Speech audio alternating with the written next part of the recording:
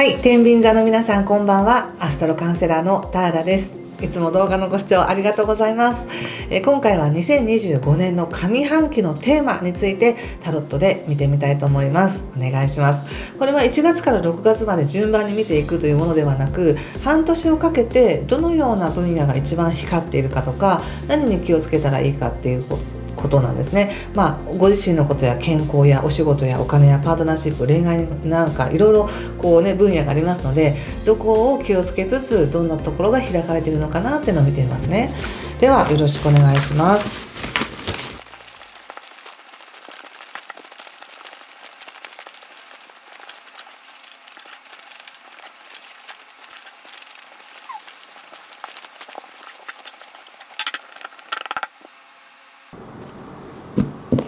はい、じゃあ一緒に見てみましょう。上半期です。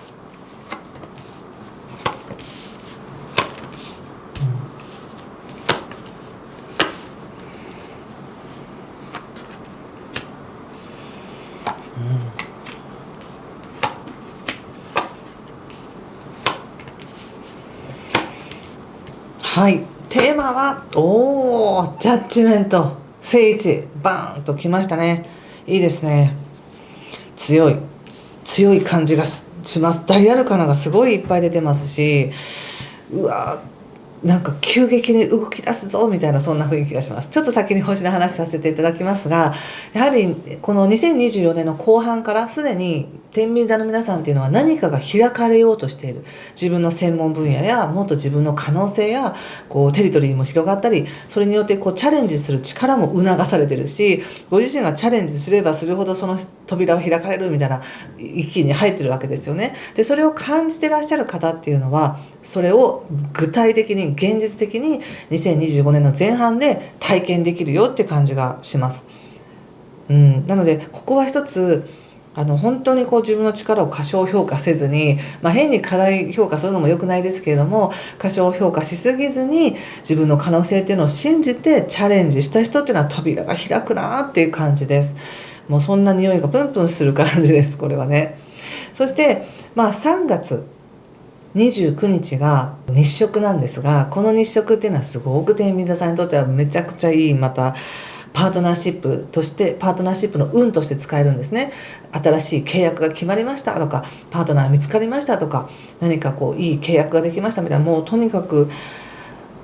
動くって感じがすごいします。ちょっとごちゃごちゃする時期もありますけれども、でも3月ぐらいから動き始めて、そして5月もっと動きます。もっとそこに真剣になっていく、もっと責任を伴って大きなことに携わっていこうぐらいの感じがあります。そして後半は、6月の10日以降になるとね、この木星っていうのは天秤座さんの社会運っていうのを光っ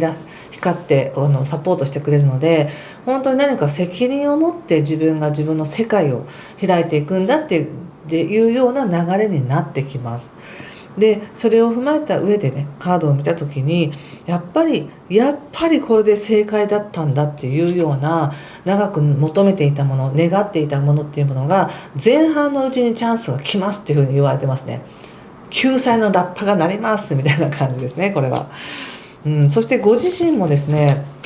勢いがあります。これは自分でどう2025年はね、どなた様にとっても自分でリーダーシップを発揮していこうねとか、責任取っていく方がうまくこの運を使えるよっていう時なんですけど、天秤座の皆さんどちらかというと自分よりも他者の要求に応えたいという方も多いかもしれませんね。なのでただ他者からの要求も結構多いって感じがして、激しいというか多い、そこに答えてるだけですごい忙しかったみたいな感じがします。とてもなんか移動も多いし、いろんなとこ行くのかなって感じがしますよ。なんかね、友達との付き合いとか、今までのなんか幼なじみとか昔からの友達とか、そういう日常の中で会っている人たちとの関係性においてはあんまり面白くないみたいなんですよね。だからなんか一緒にどっかその人たちで一緒に旅行行こうよとか、そういう感じではないんです。そういう感じではなく、もっとなんか自分を高みに上げてくれる人とか、なんか遠くにいる人に会いに行くとかですね、なんかそんな感じだなって感じがする。近所の人とか兄弟とか身近な人とっていうのはさほど活性してなくて、遠い人とかなんか尊敬できる人とか、もっと知識を持ってる人とか、そういう人との関係がなんか広がるなっていう感じがします。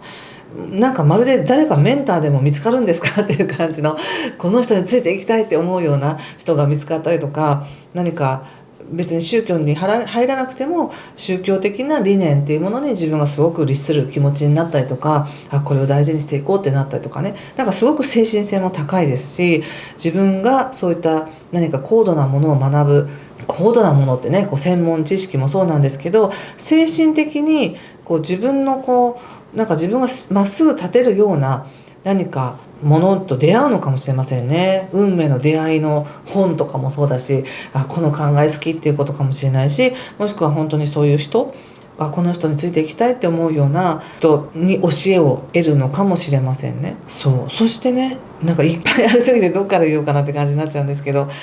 そうね、でもやっぱり一番私的に個人的にね嬉しかったのは、もうここで太陽がバーンと出てるわけです。太陽に月みたいな。でなぜならばこれは星の動きで、やっぱり今年はもうチャレンジだよねって、もうその域に入ったよね、自分で覚悟して決めて決断することによってそうなるよねっていうところに、そうだよみたいな、絶対そこがいいんだよって言ってくれてるような気がして、すごい応援されてる。だって自分の願いが叶う、自分が覚悟はいりますよ。もちろんその願いを叶えるには覚悟がいるけど、願いを込めて決意すればその道は開かれるんだって言われてるような気がしたので、恋愛においてもだし、自分の生き方においても何かチャレンジしたいことを何でもいいので、そこはすごく開かれてますよっていうふうに言われています。そして健康も問題ないです。これまで少し健康を患ってましたとか、ちょっと大変だったんですっていう方は、そのことを忘れるぐらい調子いい感じがします。そういえば私去年こうだったなって思っちゃうぐらい、そのことを気にせずに日常生活を過ごしている感じがします。そしてパートナー運ですけれども、星で見た時にめちゃくちゃパートナー運いいわけです。でもそのいいパートナー運っていうのは、自分にとって甘やかな人だからいいとかいうわけじゃなく、厳しくっても後から見たら本当に大事なことを教えてくれたっていうのもあるし、またメンターが出てくるのかなって思うような、なんか精神性の高い人と関わる感じがあるんですよね。でプラスここでも女教皇ということで、女教皇も非常に意識の高いチャネラーさんみたいな感じもあるので、現実世界の物質世界のことだけじゃなく、何かを超越した意識で世界を見ているような人とか、すごく頭のいい人と関わるのかもしれません。でこれは仕事を通してとかであれば、ものすごい専門のその手のプロみたいな人とうまく関わって任せられるとか、そういうのもあるでしょうね。ただ白と黒っていう両側面があるので、この分野に関してはすごく有能だしいいんだけど、なんかコミュニケーションが低いなとか、この辺はちょっと情が薄いなとか、そういう一長一短のところあるとは思いますけどね。でもとてもご縁のある人が出てきそうです。その人たちと関わりそうな感じがしてます。これまでのようになんか相手を信頼したのに裏切られたとか、そういう感じじゃないんですよ。本当に今世界が開かれようとしている、その自分の願っていたことが叶おうとしている、その上で関わるべき人が出てくるんだなって感じです。で5月の25日以降っていうのは、パートナーに対しても真面目に向き合うよということは、相手の人がとてもしっかりしているとか、年上であるとか、なんか冗談で通過できないみたいな感じ、ノリだけでは通過できませんみたいな、こちらもしっかりとしたものを提示しますとか、なんか証拠を出しますとか、これだけ努力しますみたいなのがあってうまくいくみたいな感じがするので、真面目な感じです、これはね。でも恋愛したい方は恋愛楽しんでくださいね。恋愛全然楽しめるよって感じで出てるんですけど、ただ恋愛を楽しむだけじゃなくて、なんとなく自分の中で勝手に恋愛をするなら、この人は結婚かな、いやこの人とは結婚はないんだったら恋愛ダメかなみたいに、考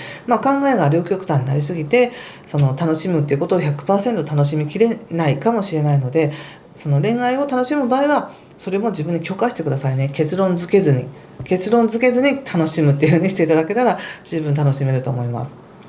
そしてね、お仕事のことなんですけど、仕事もね流れていくっていう風に出てるんですね。流れていく。そしてここでも自分はどこかに移動していくみたいな感じがあるので、なんだか流れがあるんでしょうね。どこかに行くような、自分が何かを取りに行くとか調べに行くとか遠くに行くような流れがあるんでしょうね。行きたかったら行ってください。非常にこれ後ろから押さえてるエネルギーなので、いいと思いますよ。なんか達成とか何かの勝利とかっていうよりも、仕事はいい方向に流れていってるっていう雰囲気なんです。そしてそれによって収益入りますかって言ったら、収益というそのお金というものが入ってくるというよりは、なんか違う副産物が来るみたいな感じですかね。なんかね、分かりやすい例でいくと、その本当にお金としてこれだけもらいましたっていうよりも、どこどこリゾートの利用券もらいましたみたいな感じでお金が何かのものに換算されてやってくるみたいな感じもあるかもしれないし、ただとてもでも満足してますよ。とてもそれが嫌だっていうわけではなく、他者から与えられる喜びや自分に今自分が受け取れるこの喜びや恩恵というものに感謝していますっていう感じがあるので、現金というものだけじゃなくても非常に経済的にも別に豊かですし、ちょっとなんか生活に必要なものだけとかじゃなくて、生活にゆとりが生まれるような趣味に対してのお金だったりとか、ちょっとしたご褒美のなんかケーキだったりとかっていう、そういうちょっと喜びの副産物が来るんですね。要するにそれが使えるだけの、それを変えるだけの、経験できるだけの豊かさはあるってことだと思います。ただ大きなお金なんかこう定期貯金とか株とか保険とかっていうものに関しては、少しタイミングを見てほしいなって感じがします。ここで節制なので非常にいいカードなんですけども、逆位置なのでちょっとバランスを崩しやすいっていうのがあるんですね。特に3月の2日から4月の13日っていうのは金星も逆行しますし、いろいろまだそういう大きなお金っていうのは動きやすい時なので、よーくタイミングを見てご自身で動かしてほしいなと思います。でまた7月の7日以降ってね、もっと自分が外に行くようになるとか、突然海外に行くようになるとか、そういった広い世界、遠い世界に行くきっかけも出てくるので、そこでまたお金っていうのは動くかもしれませんね。そんな感じです。そして友達関係っていうのでいくと、さっき言った身近な人とか昔からの友達とか兄弟とか近所の人っていうのに関してはさほど盛り上がらないんですよね。でさらにグループとか団体とかどこかに所属していたとしたら、そのことも気にしないみたいな感じですかね。行きたかったら行くけど別に行かなくちゃいけないわけじゃないしみたいに、団体や組織に自分が全く縛られていません。ここでフールというカードが出ているので、むしろそこから旅立っていくみたいな感じがありますね。なんかやっぱり何かその喜びがね、潜在的に喜びがあるんですね。だからこそやっと来たみたいな感じがあるから、それに一生懸命向かっていってるんじゃないかなと思います。どんな喜びがあるのかね、でよかったら教えてください。もしくはこういう風にしたいと思ってるんですみたいな計画があれば、それもコメントに書いていただけると嬉しいです。読みながら本当にそうなるように願いながら、ハートのポッチマークをつけていきたいと思います。そんな感じかな。あと家のこととかね、家族のことに関しては守っていけますね。もうちょっとこうしたいんだっていう思いはあるかもしれませんけどね。でもそこはしっかりと守っていけるっていうふうに出ています。はい、ということで最後にもう一枚引いてみましょうか。オラクルカード。天秤座さん、2025年の前半は。